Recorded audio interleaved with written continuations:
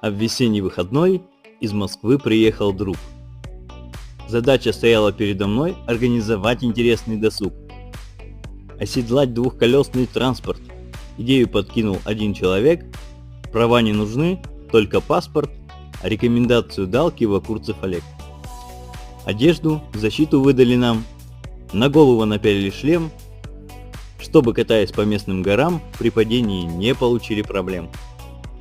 Был небольшой инструктаж, дождливая стояла погода, покинули все же местный гараж, а дальше ощущение свободы. Мне не хватило нормальной езды. У нас были какие-то неполадки. Получишь, наверное, удовольствие ты, если техника будет в полном порядке.